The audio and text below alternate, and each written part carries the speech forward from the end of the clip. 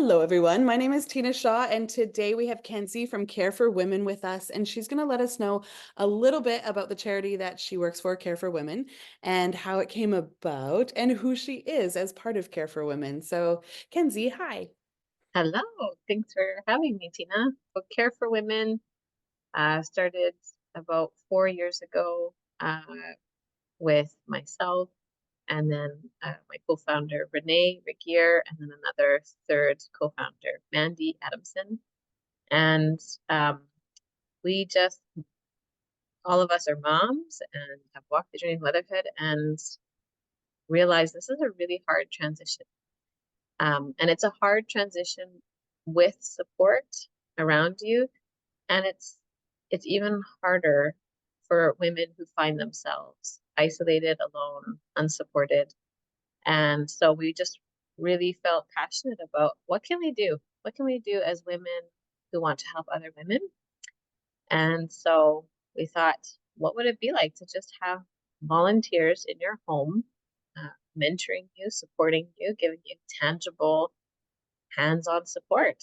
And so I said, let's get started. And so Renee and I were the first volunteers, 4 years ago, I love it. and right before COVID. And Wow. we just, yeah, we found a mom that needed support, and she was a single mom with her second kid, and so we started that experience, and then it's grown from there. So Um, in a nutshell, Care for Women is just about supporting women during that first few weeks, first month postpartum in their transition to motherhood, whether it's their first child or their sixth child, doesn't matter. Yep. Um, Phenomenal. because we know how how difficult, how hard, how overwhelming the transition to motherhood can be.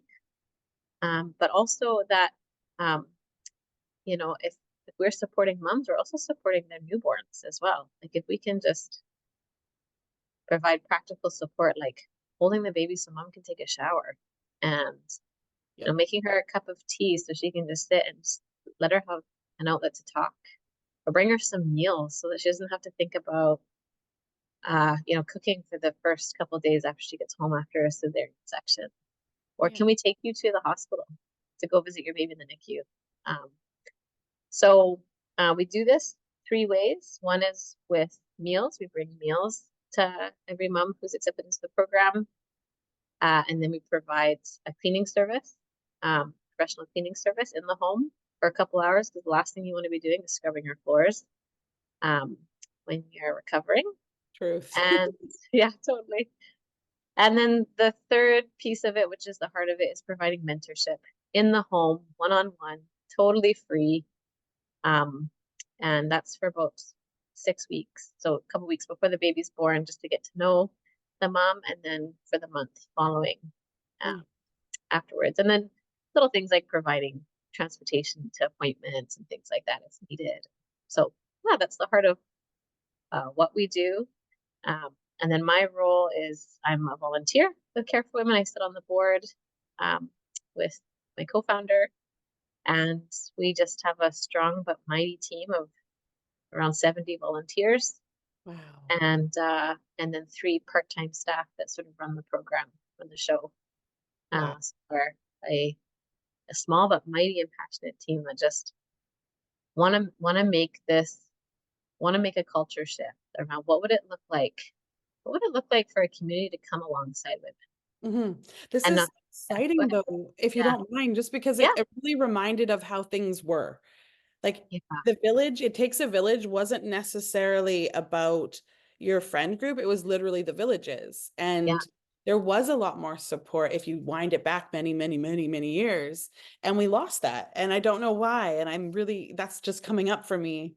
And It, maybe that's sort of where it comes from innately. Who knows? But I love, love the fact that there's a light involved when things can be really dark. Like you're not sleeping for days, you're stressed. This is a whole new adjustment. I remember distinctly the thought of being like, no one's coming to pick this baby up. Like, this is mine Yeah. forever and ever to keep alive. I know that sounds crazy, but I was like, holy crap. Like, what did I do? So it's kind of like this weird, like your brain's not working like it normally does. And the reality of it is you are adjusting massively with lack of sleep, with stress, with tears in your eyes, tears in your baby's eyes, and you're like, whoa, this isn't how the pictures show it, if you will. It's a big Totally. Yeah. deal. Yeah. And you're connecting some really important dots. Like just as you're saying that, it's like, yeah, the village mentality is how we're wired. Like we're wired for that connection. We're wired for that, that woman that's in the hut next to you, so to speak, that you can Yes. ask your questions to that we Mhm. just don't have anymore. And Yeah. I find, at least in our context in North America, um, what we're hearing more and more is people don't want to be a burden to their neighbor. They don't want to ask for help, Hmm. um, and um, which makes a lot of sense. I get it. I get it. But what Correct. we're missing out on two things. One, actually getting our needs met, right? Mhm. And the other piece, which is just really exciting me lately, is we miss out on giving these older women who have journeyed through Mhm. motherhood the opportunity to share their wisdom. And I think what's so exciting is like you hear how and it's not even, women in their 60s, 70s, but women even who have maybe a little bit older kids, maybe elementary school age kids that feel like they're giving back. They have a real tangible skill set Mhm. of, hey, I know how to do this. Can I help you? And it's actually really meaningful and fulfilling for them as well. It's a two-way street. It's not one way. Yeah, the energy exchange is gratifying, if that's the word, for both parties. I love that. And there's no strings attached, right? You're not being funneled into some Yes. purchase. It's just another woman who's walked this road, done this pilgrimage ahead of you, that's saying, this worked for me, uh, give it a try. Or and not even this worked for me, but can I put myself aside and just try to understand what it's like to be you in your unique context? Mhm. And I think that is just something we're just so innately wired for, is to just have somebody hold that space for us in Yeah, our unique story. And um because one thing we encourage all of our volunteers who go through uh, a training program is on listening skills and how to just be present in the midst of chaos with a mom. that's so Uh, important. Wow. Yeah, yeah. So, Good for recognizing that too, because in my head it did pop up. Like, what if someone comes in with their beautiful story, but we as humans just naturally push our own story on others? Like, oh, I know, I've been there. It's like, well, no, no one's actually been in someone else's shoes. So the ability to hold space is something that some people just don't have. They're mhm, just always telling and dictating. So to acknowledge that for your volunteers, to make sure they're offering a safe place for the families that they're seeing and yeah, the people that they're dealing with is super important. And that's huge. I'm glad you said that. That came up for me too. I'm like, but yeah. what if they were all pushy about one direction and you really want to go the other direction with, breastfeed, bottle feed, blah, blah, blah, all those things. Totally, totally. Yeah. And I think um, at the end, anything is better than nothing. But it is really at the core of care for women. So all three of us founders are registered clinical counselors. So I'm a marriage therapist, and so I love helping people listen better. I think it's just such an exciting thing. And so what's really exciting for me is during our training events for our mentors, we actually break out and for an hour we literally practice basic listening skills and we give them feedback on what they need to work on.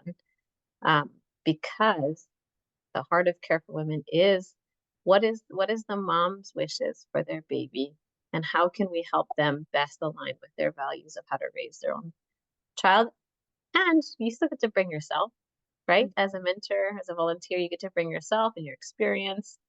And so if a mom's saying, what do I do? You can still bring that to the table. It's not like you have to be a neutral sounding word. So Yeah. both are important, but I think in general, yeah, just working those muscles of, yeah, of holding our own stories aside, not being quick to interject and fill the space with Mm, just chitter chatter. Um, mhm. yeah. So yeah, Good. I hear what you're saying. Mhm. Yeah, no, and I love that. I'm one of those people, that's why I recognize it. I'm one of those people who likes to interject my own experience, and it's just a part of how I communicate. And I Yeah. love to share and help, but I also have become more hyper aware of asking, like, hey, would you like my input? Would you like me to just listen? Like, what would you like me to do for you in this story we're having right now, or in this conversation we're having? And that's a whole new skill, and that's new to me. But I find I've Mhm. learned that through communication with people. And um, when you're in those heightened emotional situations, majority of the time, you just want to be heard. Yeah. That's Yeah. all you really need. Totally. Yeah. And Recognize. it's powerful. It's meaningful. Like it has, it could have more significant impact than any problem solving fix it solution Yeah. comes towards. Agree. Yeah. I love that. And thank you for sharing. Is there a story that you want to share it all with us that's individualized for, like, it could be about yourself or about someone that's experienced care for women and come full circle, anything like that? For me personally, the transition to motherhood um, was surprisingly hard. You know, I have a supportive husband in the picture. I have a village around me. I have really supportive um, friends and family, and it was still the hardest thing to. And it made me reflect on my own mother, who was a single mom of four kids. How did she do this? How did she do this? Like really, how did she do this? And not have it be crazy making. And so it just increased all kinds of respect that I have for women who have to navigate this alone, or maybe with a partner in the picture, but they're recent immigrants, or they don't have the finances, so like they can't even, be thinking about how to bring formula and diapers into their house to provide for their newborn. Um, so all of my basic needs were met, and it's still the hardest thing I've ever done. How do women do it when uh, they don't have everything, their basic needs being met? And so that really just sparked uh, for me, how can we make this transition easier, even if it's just for that first month? What can we do practically um, as a community of other women? Um, at its heart, Care for Women really wants to prioritize any woman who experiences themselves as feeling alone and needing support, right? That could look different for different reasons. When we do have an influx of applications, we do have to prioritize who is going to be in most need. And so we do want to prioritize women who are maybe lower socioeconomic status, who maybe are alone, maybe they have an unsupportive partner or partners in and out of the picture. They don't have family around them.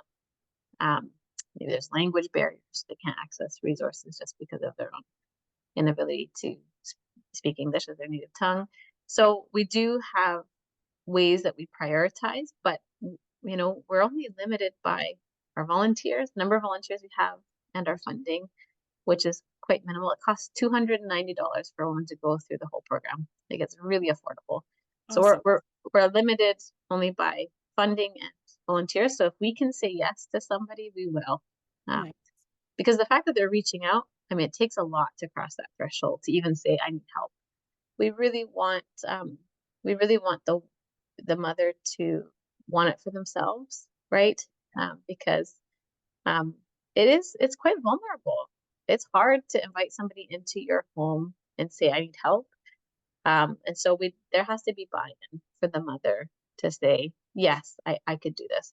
So I'd say if somebody's wanting to nominate a loved one, um, start it as a conversation. Hey, can I fill this application out with you? Because that might be a barrier, right? Just even getting that ball rolling. And other than that, I just want to thank you for seeing something, feeling something, and doing something about it. I see that in you fully, and I just love when humans can do that and tremendously be able to offer love and connection for people that need it.